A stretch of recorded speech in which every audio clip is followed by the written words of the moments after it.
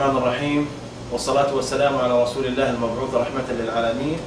إخواني وأخواتي، السلام عليكم ورحمة الله وبركاته، وكل عام وأنتم بألف خير وسلامة. وأتقدم إليكم بأحر التهاني والتبريكات بحلول شهر رمضان المبارك، جعله الله شهر خير وبركة، وأن يعيننا على صيامه وقيامه. طبعا اليوم سوف نقدم بعض النصائح الخاصة بشهر رمضان وخاصة في المطابخ، وسوف نركز على بعض الأشياء والحوادث التي قد تقع لا قدر الله في المطبخ، وذلك بسبب التسيب وبسبب الإهمال أو بسبب الانشغال في بعض الأوقات. طبعا هذا الفيديو رقم 9 من سلسلة فيديوهات نصائح تهمك بالسلامة، وسوف نركز زي مثل ما ذكرت على أهمية الوقاية من حدوث حرائق المطبخ. طبعا لا يخفى على كثير من الناس انهماك السيدات والزوجات والخوات والأمهات في المطابخ، وذلك لتقديم ما لذ وطاب من الأطعمة. وطبعا في هذا الموقف نود أن نسجل لهن الشكر الكبير على ما يقدمونه من تضحيات وتعب في هذا الشهر الكريم من أجل إسعاد الأسرة. ولا يخفى على كثير من الناس ما يعانونهن من مشاق وتعب، لذلك ينبغي علينا أن نثني على خواتنا وأمهاتنا وزوجاتنا على ما يقدمونه من تضحيات في هذا الشهر الكريم.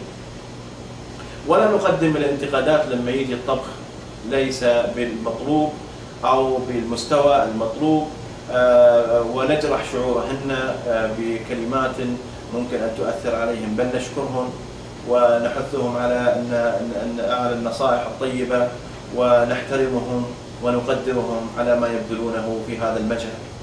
لذلك ينبغي علينا أن نقدم لهن بعض النصائح الخاصة في المطبخ. ولا يخفى على كثير من الناس هذه النصائح لكن للتذكير، يعني أنا ما في شيء جايبه جديد، لكن أريد أن ننوه على هذه المسائل.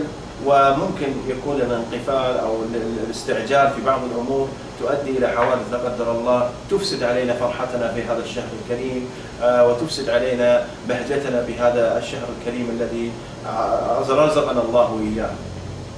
لذلك يجب علينا اتباع الآتي. رقم 1، عند الدخول في المطبخ نتجنب ترك أدوات الطبخ على النار دون مراقبة. وهذه من الأشياء الشائعة، ممكن السيدة أو الزوجة تنشغل في شيء ثاني وتترك مثلا الإناء فوق المغرد أو فوق الفرن بدون مراقبة، وهذا طبعا يؤدي إلى بعض الحوادث لا قدر الله. ممكن أنه يطفي الفرن أو الغاز وتأتي مسرعة وتشعل طبعا اللي هو الفرن، ويحدث الانفجار أو يحدث مثلا اللي هو لا يحمد إحباط، وتسبب في حروق ولا قدر الله وحريق في المنزل. لذلك لابد أن لا نترك المطبخ بدون مراقبة، ونستجوب إلى الأمر أن نحن نترك المطبخ. يجب علينا أن نعين أحد يراقب المطبخ، أو نقفل كل الأجهزة أو الموقد ونرجع مرة ثانية لإتمام ما تبقى من الطبخ. ثانيا، عدم وضع الأدوات التي ممكن أن قابلة للاشتعال بجنب مثلا اللي هو الفرن أو الأدوات والأجهزة المنتجة للحرارة، مثل الفرن، مثل الغاز، مثل الأشياء هذه. لا نترك مثلا الأقمشة أو بعض الأشياء التي مثلا تسبب الاشتعال جنب الأشياء التي مثلا تؤدي إلى الاحتراق، مثل الأكياس، مثل الستاير، مثل الأقمشة، أو مثل الميز اللي يحملون فيه مثلا الأواني، على أساس مثلا تمنع مثلا وصول الحرارة إلى الأيدي.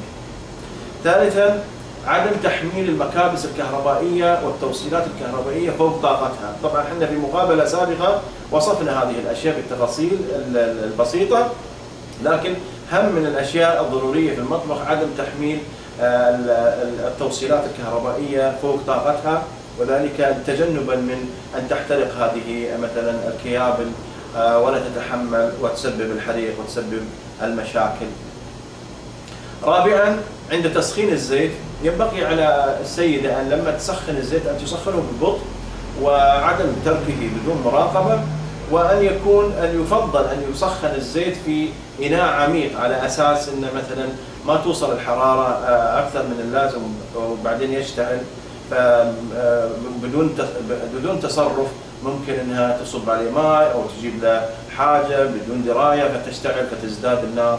فهذا طبعا من الأشياء اللي والسلبيات اللي موجودة دائما وتحدث عليها المشاكل وحرائق لا قدر الله.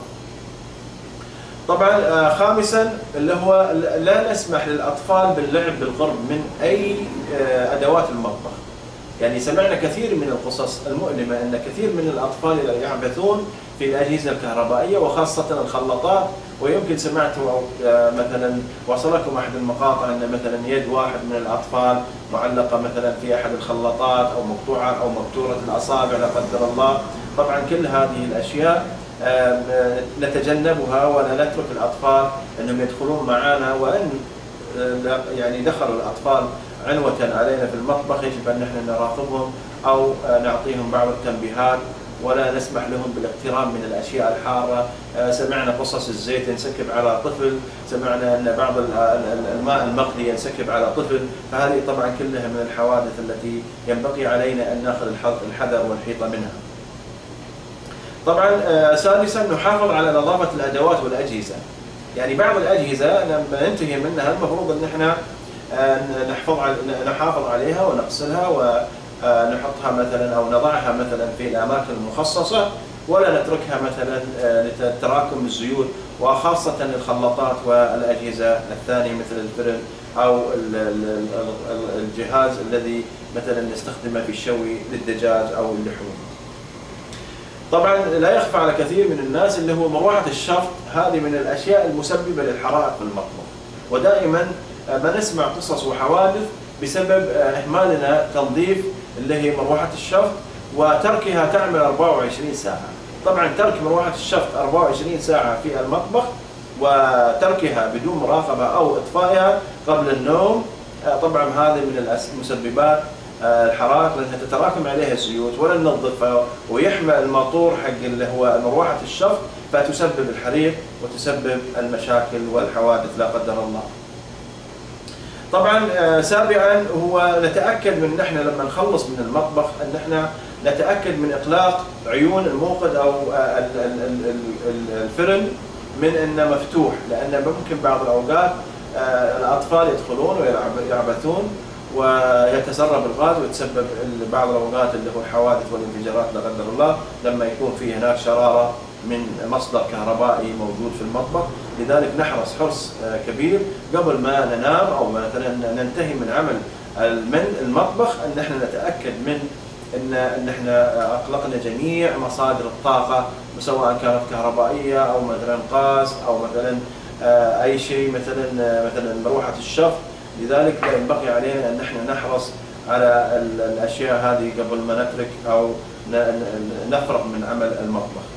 لذلك ينبغي علينا اتباع ال7 الخطوات هذه، عدم ترك المطبخ بدون مراقبة، نحفظ المواد القابلة للاشتعال بعيدة عن الفرن والأدوات والأجهزة المنتجة للحرارة، لا نحمل الطاقة المكابس الكهربائية والتوصيليات أكثر من طاقتها، نسخن الزيت بطريقة بطيئة ولا نتسرع في عملية التسخين، نحافظ على نظافة الأدوات والأجهزة من الطعام ومن الدهون الناتجة عن الطبخ، لا نسمح للأطفال باللعب داخل المطبخ أثناء وجودنا في المطبخ وانشغالنا في بعض الأمور الطبخ. طبعا سابعا نتأكد من أن احنا أغلقنا جميع اللي هو مصادر الطاقة خاصة الغاز والكهرباء قبل النوم. طبعا هذا اللي أنا ودي أني أوصل لكم والنصائح التي توفرت لدي، وطبعا كل هذه النصائح أنا أتوقع أنها مصدر ثقة عندكم ومصدر معلومة موجودة، لكن للتذكير وديت أني أنا أقدم لكم هذه النصائح ال7، وأتمنى لكم إن شاء الله سلامة وصوما هنيئا وكل عام وأنتم بخير، والله سبحانه وتعالى يقينا وإياكم شر الحوادث، وكل عام وأنتم بخير، والسلام عليكم ورحمة الله وبركاته.